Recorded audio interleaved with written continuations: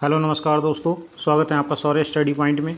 दोस्तों आज हम आप लोगों के लिए रीजनिंग के टॉप 20 प्रश्न लेकर आए हैं, जो कि सभी प्रश्न किसी न किसी एग्ज़ाम में पूछे जा चुके हैं। सभी प्रश्न एग्ज़ाम की दृष्टि से बहुत ही इम्पोर्टेंट हैं और आपको इन प्रश्नों को ध्यानपूर्वक करना चाहिए, ताकि एग्ज़ाम में जब ये प्रश्न आएँ या इस टाइप के प्रश्न आएँ तो आप बहुत ही आसानी से उसको सॉल्व कर लें।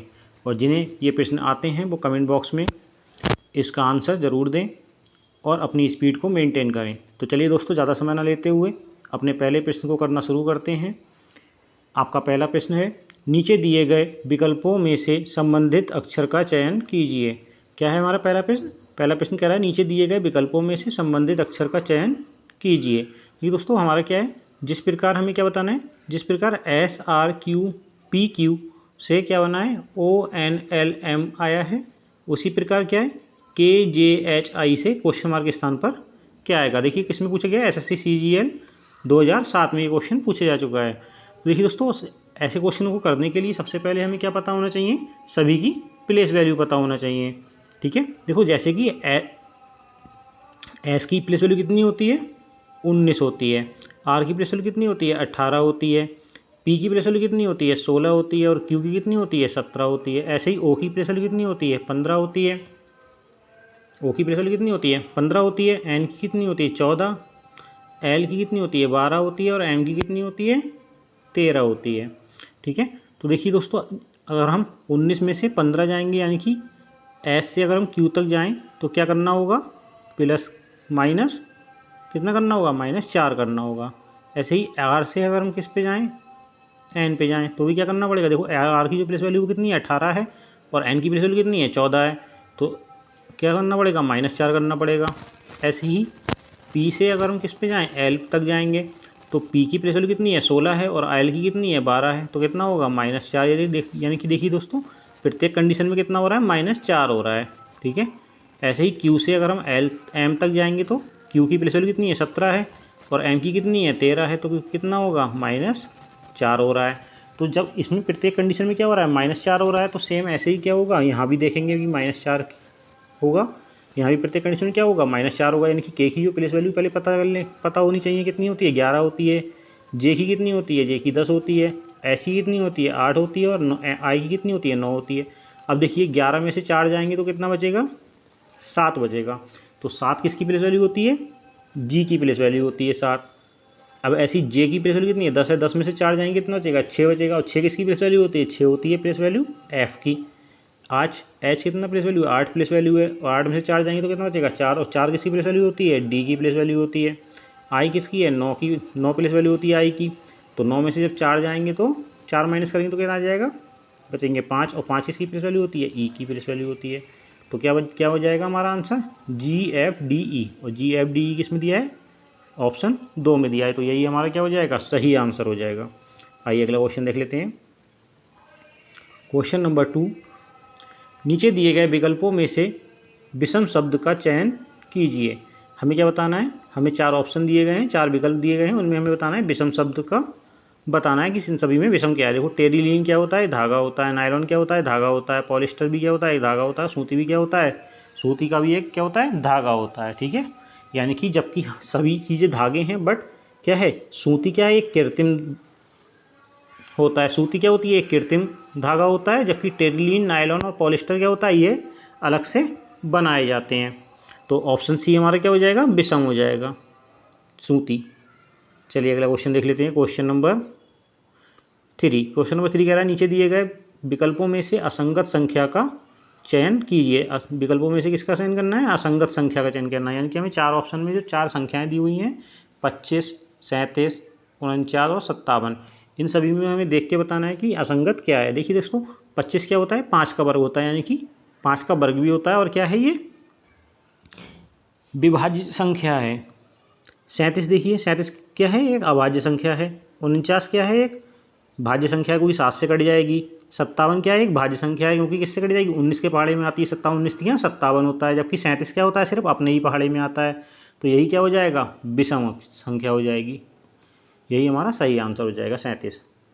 चलिए अगला क्वेश्चन देख लेते हैं। क्वेश्चन नंबर 4 क्या कह रहा है, नीचे दिए गए विकल्पों में से असंगत अक्षर का चयन कीजिए। हमें इसमें क्या बताना है, असंगत अक्षर बताना है। तो देखिए दोस्तों, जब भी ऐसे क्वेश्चन आएंगे तो हमें क्या होना चाहिए, क्या पता होना चाहिए, इन सभी की प्लेस वैल्यू पता होनी चाहिए।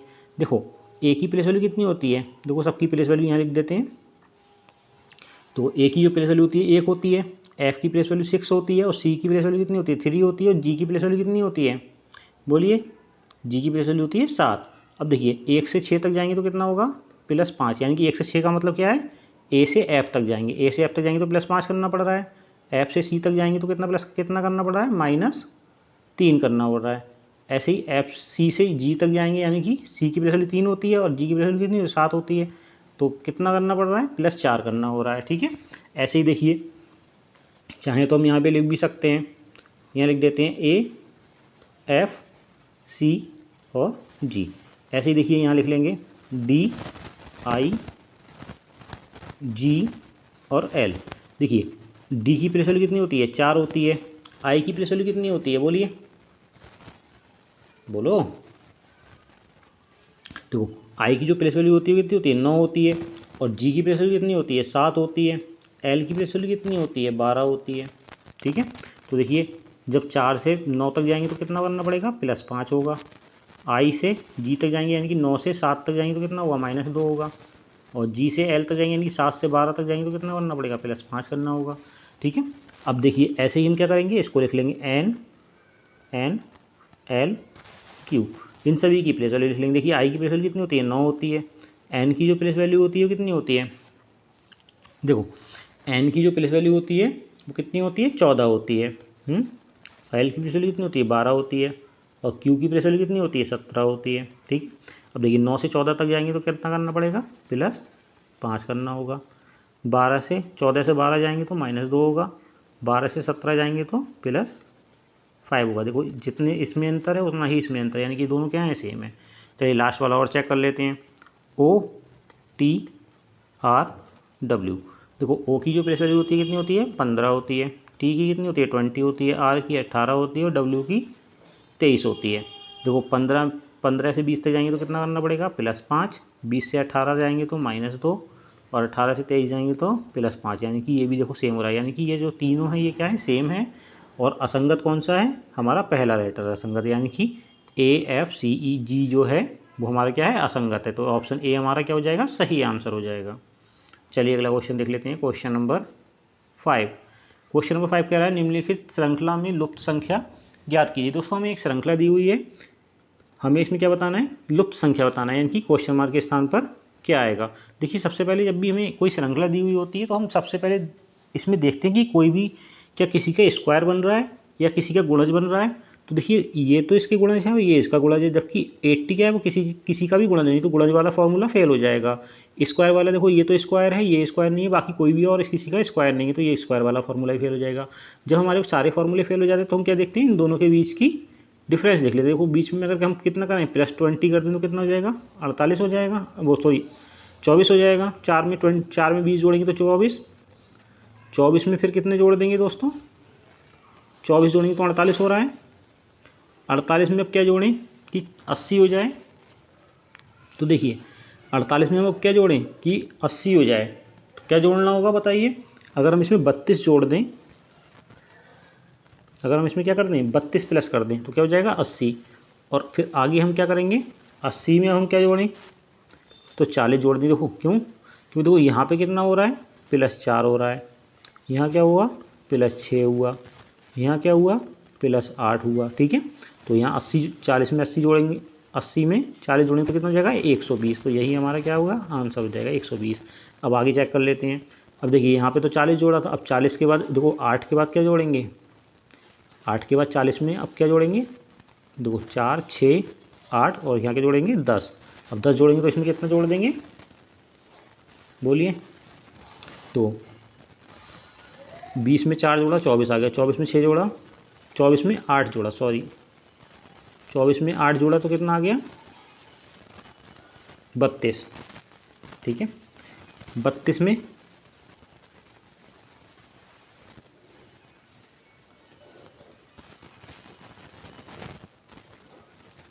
फिर 8 जोड़ा है तो कितना आ गया 40।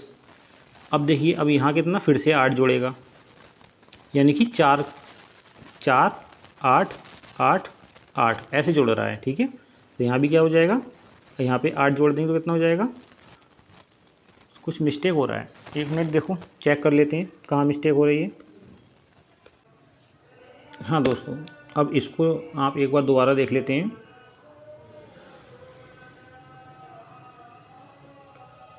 देखिए इसको कैसे करेंगे, तो 4 से 24 तक जाएंगे तो कितना प्लस करना होगा, प्लस 20 करना हो रहा है, ठीक है।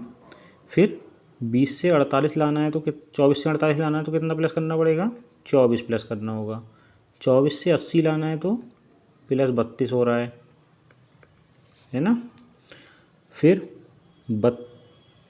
80 से क्या 32, देखो यहाँ पे कितना 8 जोड़ा, तो यहाँ भी कितना 8 जोड़ देंगे तो कितना आ जाएगा 40, और 40 जोड़ेंगे तो यहाँ कितना हो जाएगा 120, ठीक है। 120 कहाँ है, हमारा ऑप्शन ए में है। चलो आगे और देख लेते हैं।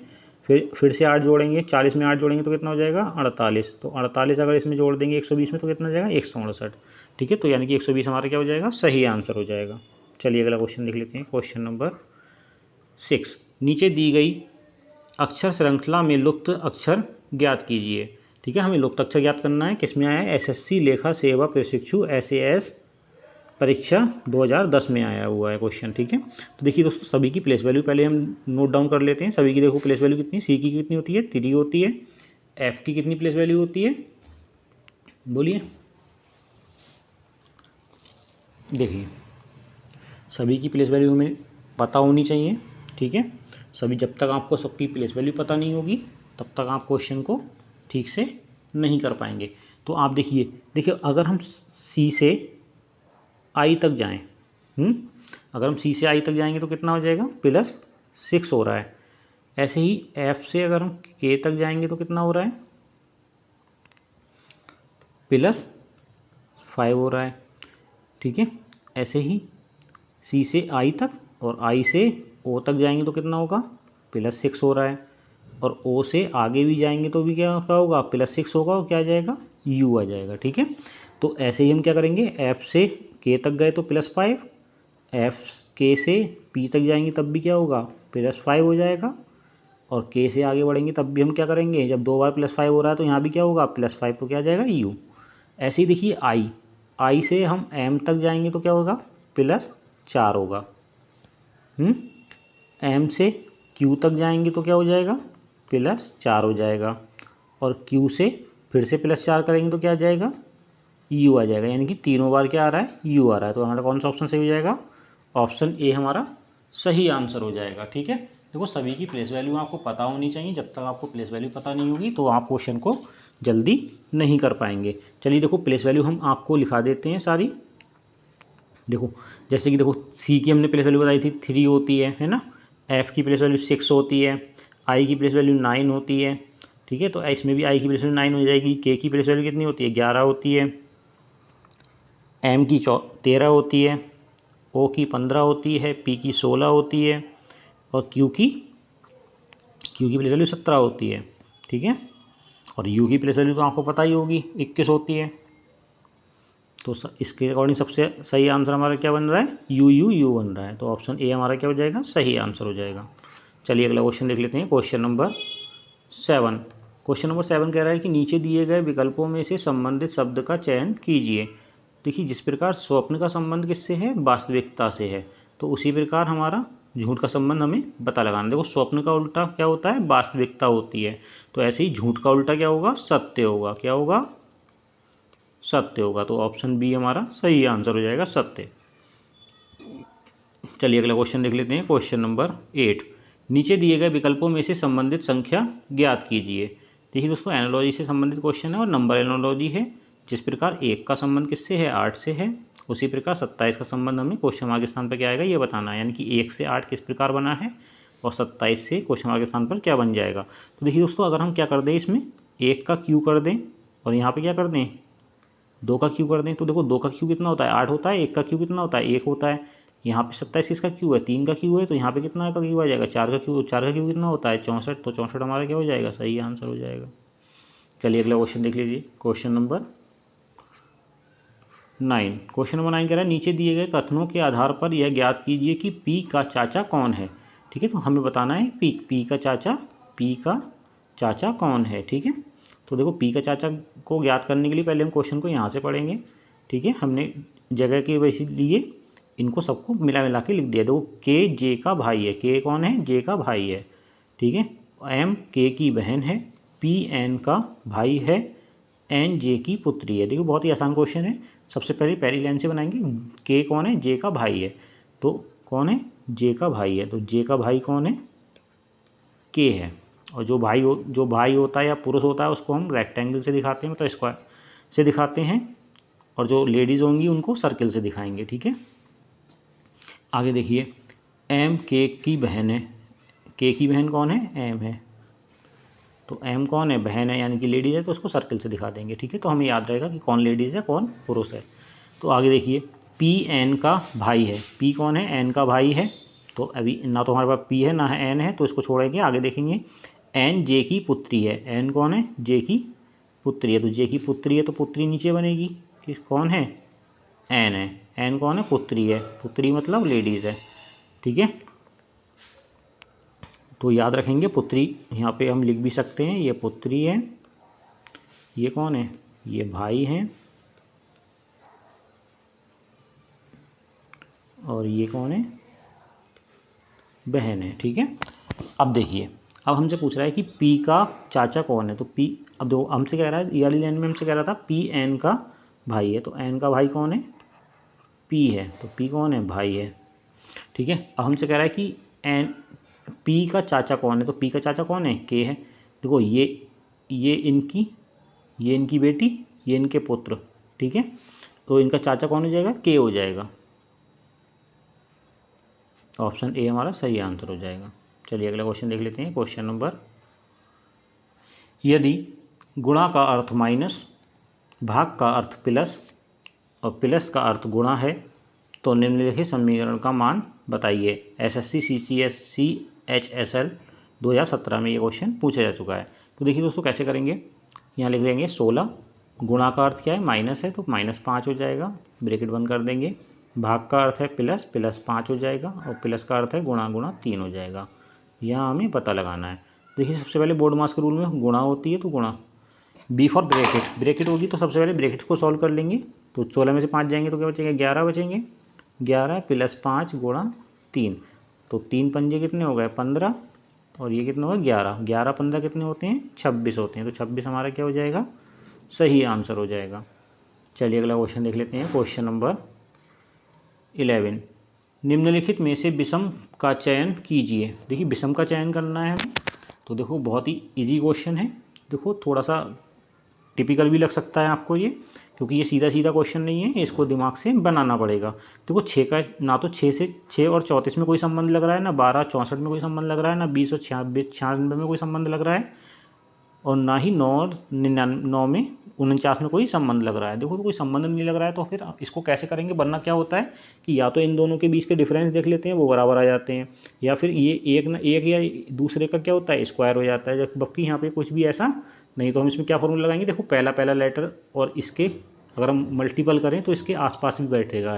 देखो 6 की गुणा अगर हम 5 से करें और प्लस क्या कर दें, 4 कर दें, तो कितना आ जाएगा, 34 आ जाएगा, यानी कि ये आ जाएगा। ठीक है, ऐसे ही क्या करें, पहला लेटर की गुणा किससे कर दें, 5 से कर दें, और +4 कर दें, तो कितना जाएगा, 12 पंजे 60 और 4 64, तो देखो 64 आ रहा है। ठीक है, ऐसे ही देखो 20 की करेंगे, 20 × 5 +4 करेंगे तो कितना हो जाएगा, 20 पंजे 100 और 104, जबकि यहाँ पे 104 आ रहा है और ये क्या है, 96, तो ये क्या हो गया, गलत हो जाएगा।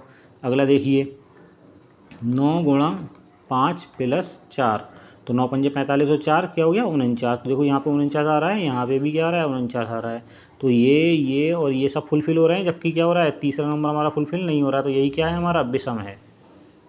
चलिए अगला क्वेश्चन देख लेते हैं। क्वेश्चन नंबर 12, कह रहा है निम्नलिखित विकल्पों में से विषम का चयन कीजिए। यूपी पुलिस कांस्टेबल 2018 में ये क्वेश्चन पूछा जा चुका है। ठीक है, सभी की प्लेस वैल्यू पता होंगी, तो बहुत ही इजी तरीके से ये क्वेश्चन को हम कर पाएंगे। तो देखिए दोस्तों, हम इसको 4 वर्गों में लिख लेते हैं ताकि ये क्वेश्चन आपको अच्छे से समझा पाएँ।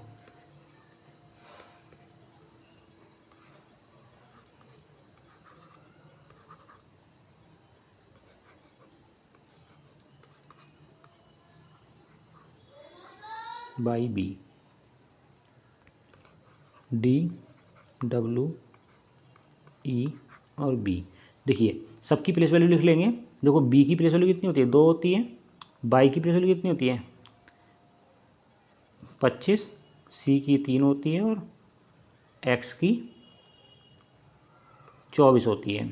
ठीक है, ऐसे ही सी की 3, एक्स की 24, डी की 4 और डब्ल्यू की 23, ए की 1, जेड की 26, 25, 2, डी की 4 होती है, 23 होती है, 5 होती है और बी की प्लेस वैल्यू कितनी होती है, बोलिए बी की प्लेस वैल्यू बताइए।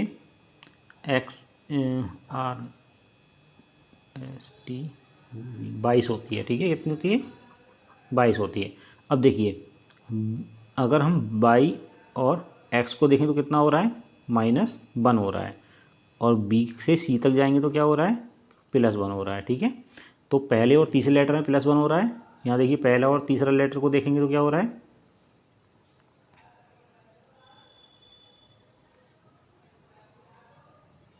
एक्स से -1 हो रहा है। ठीक है,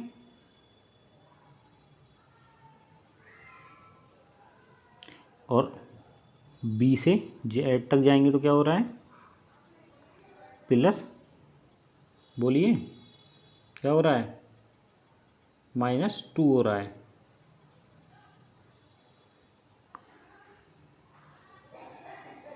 सी से बी तक आएंगे तो क्या हो रहा है, सी 3 होता है और बी 1 होता है। बी से सी तक जाएंगे तो +1 हो रहा है और बाई से एक्स तक जाएंगे तो -1 हो रहा है। तो ऐसे ही हम इसको देख लेते हैं। सी से डी तक जाएंगे तो क्या हो रहा है, +1 हो रहा है और एक्स से डब्ल्यू तक जाएंगे तो क्या हो रहा है, -1 हो रहा है। तो ऐसे ही यहाँ देखेंगे डब्ल्यू से बी तक जाएंगे तो क्या हो रहा है, -1 हो रहा है और डी से ई तक जाएंगे तो +1 हो रहा है, जबकि ये हमारा फुलफिल नहीं कर रहा है। ठीक है, तो यानी कि यही हमारा क्या हो जाएगा, विषम का चयन करना है। तो यही हमारा क्या हो जाएगा, विषम।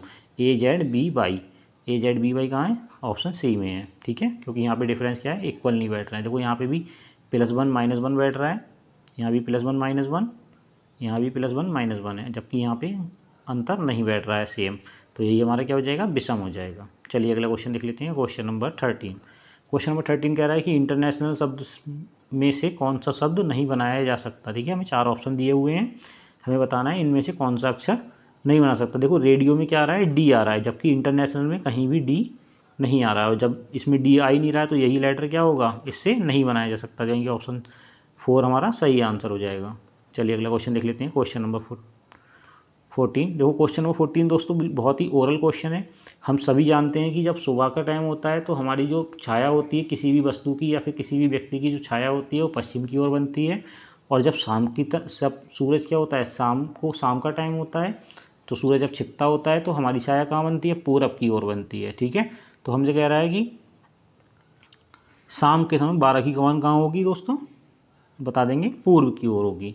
ठीक है, तो ऑप्शन ए हमारा क्या हो जाएगा, सही आंसर हो जाएगा। चलिए अगला क्वेश्चन देख लेते हैं, क्वेश्चन नंबर 15। क्वेश्चन नंबर 15 देखिए बहुत ही इजी क्वेश्चन है।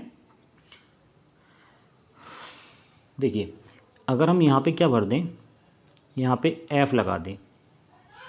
देखिए सबसे पहले देखो हमें क्या दिख रहा है, ई से पहले क्या आ रहा है हमारा, ई से पहले एफ आ रहा है, तो हम यहाँ पे एफ लगा सकते हैं। ठीक है, ई से पहले देखो, ई से पहले क्या आ रहा है, एफ आ रहा है। यहाँ भी ई से पहले क्या आ रहा है, एफ आ रहा है, तो यहाँ भी ई से पहले क्या आ जाएगा, एफ आ जाएगा। ठीक है, ये एक ट्रिक है। देखो ये 4 लेटर को हम डिवाइड कर देंगे 4 लेटर में। और एफ से पहले क्या आ रहा है, एच आ रहा है, तो यहाँ भी क्या आ जाएगा, एच। देखो एफ से पहले क्या आ रहा है, एच आ रहा है, तो यहाँ भी हमने एच लगा दिया, तो एच एफ ई जी, तो ये भी हमारा कैंसिल कट हो गया। ठीक है, फिर यहाँ पे क्या आ जाएगा हमारा, देखो ई से पहले क्या आ रहा है, एफ आ रहा है, तो यहाँ पे एफ लगा देंगे। समझ में आ रही है बात, एफ लगा देंगे तो ये भी ई एच एफ ई जी, ये भी पूरा हो गया, एच एफ ई, और यहाँ पे क्या आ जाएगा, जी आ जाएगा।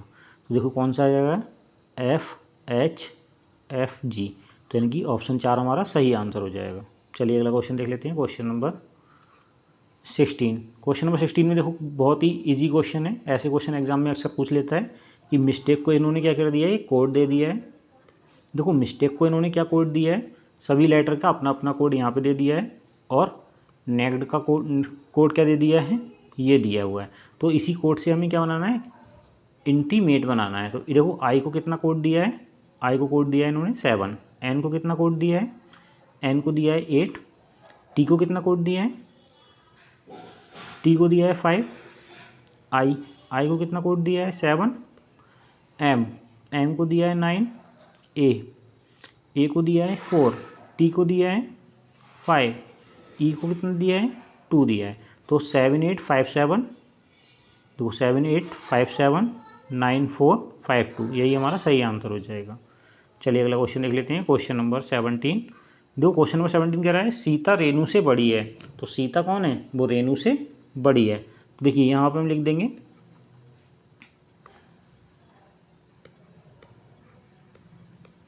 सीता क्या है, रेणु से बड़ी है। तो रेणु यहाँ आ जाएगी, रेणु से बड़ी हो गई सीता। ठीक है, अब कह रहा है गीता रेणु से छोटी है। गीता क्या है, रेणु से छोटी है। तो रेणु बड़ी हो गई गीता से, और रेणु से सीता बड़ी हो गई। अब कह रहा है प्रिया सीता से भी बड़ी है। जो प्रिया है वो सीता से भी बड़ी है। तो प्रिया यहाँ हो जाएगी। ठीक है, प्रिया सीता से भी बड़ी हो गई। अब कह रहा है कि बताइए उनमें सबसे बड़ी कौन है। तो सबसे बड़ी तो प्रिया ही है। तो ऑप्शन ए हमारा सही आंसर हो जाएगा। इजी क्वेश्चन था बिल्कुल। देखिए लुप्त संख्या ज्ञात कीजिए। देखो लुप्त संख्या में ज्ञात करना है, तो ऐसे क्वेश्चनों में हम क्या करते हैं, देखो ज़्यादातर क्या होता है, जब हमें दिख रहा है कि देखो 13 और 17 की अगर हम मल्टीप्लाई कर दें तो ये आ सकता है। ठीक है, तो हम करके देख लेंगे, और इनकी मल्टीप्लाई करेंगे तो 221 ही आएगा। 12 और 19 की मल्टीप्लाई करेंगे तो 228 आ जाएगा, और 13 और 18 की मल्टीप्लाई करेंगे तो कितना आ जाएगा, 234 आ जाएगा। 234, तो 234 कहाँ दिया है, ऑप्शन बी में दिया है। चलिए अगला क्वेश्चन देख लेते हैं। अगला क्वेश्चन आपको होमवर्क में बताना है, बहुत ईजी क्वेश्चन है। देखिए पढ़ने से ही क्वेश्चन, पढ़ते पढ़ते क्वेश्चन सॉल्व हो जाएगा। इस क्वेश्चन को आपको होमवर्क में इसको बताना है। देखिए क्या कह रहा है कि रवि, पढ़ना ध्यान से, कह रहा है रवि अपने भाई से 3 वर्ष छोटा है। उसकी बहन के जन्म के समय उसके पिता की उम्र 28 वर्ष और माँ की उम्र 26 वर्ष थी।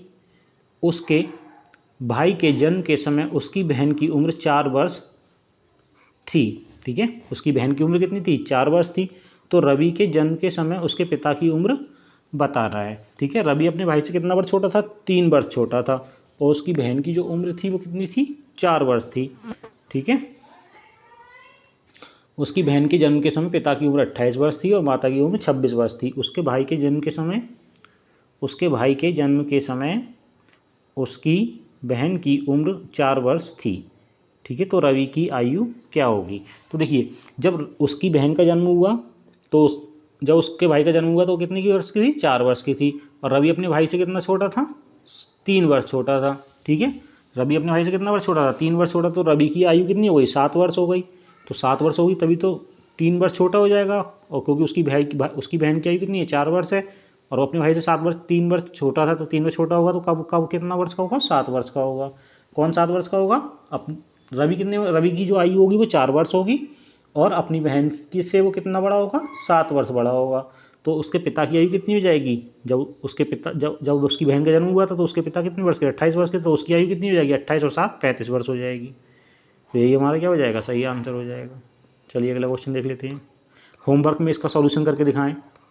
देखिए अगला, देखिए दिए हुए विकल्पों में नीचे दिए गए सार्थक क्रम को दर्शाता है। देखो सबसे पहले क्या होगा, सबसे पहले तो नदी आएगी। ठीक है, नदी कैसे 1 नंबर पे आ जाएगी, यानी कि हम उसमें सीरियल से लगा देंगे, जो नंबर हम यही मानेंगे, बस हम अपने उसको नंबर डाल लें कि उसको पहले लगाना है। देखो नदी पहले नंबर पे आ जाएगी, नदी आएगी तो हम क्या बनाएंगे, बांध बनाएंगे, दूसरे नंबर पे आ जाएगा, बांध बनाएंगे, फिर हम क्या करेंगे, शक्ति संयंत्र देखेंगे। ठीक है, क्या देखेंगे, शक्ति संयंत्र देखेंगे। जब हम शक्ति संयंत्र देखेंगे तो हम क्या बनाएंगे, बिजली बनाएंगे। तब बिजली बन जाएगी तो क्या हो जाएगी, रोशनी हो जाएगी, ये 5वें नंबर पे आ जाएगा। यानी कि हमारा इसके अकॉर्डिंग कौन सा सही है, ऑप्शन डी हमारा सही आंसर है। इस तरीके से हमने ये 20 क्वेश्चन कंप्लीट कर लिए हैं दोस्तों। अब आप कमेंट करके बताएं कि आपको वीडियो कैसी लगी और आपने कितने प्रश्नों का सही आंसर दिया है, कितने आपने क्वेश्चन सही किए हैं। चलिए मिलते हैं दोस्तों अगली वीडियो में। आज से आपको डेली वीडियो मिला करेगी। कुछ दिनों से आपकी वीडियो नहीं मिल रही थी रीजनिंग की, क्योंकि हम कहीं बाहर चले गए थे, आउट ऑफ इंडिया, इसलिए आपको वीडियो प्रोवाइड नहीं करा पाए।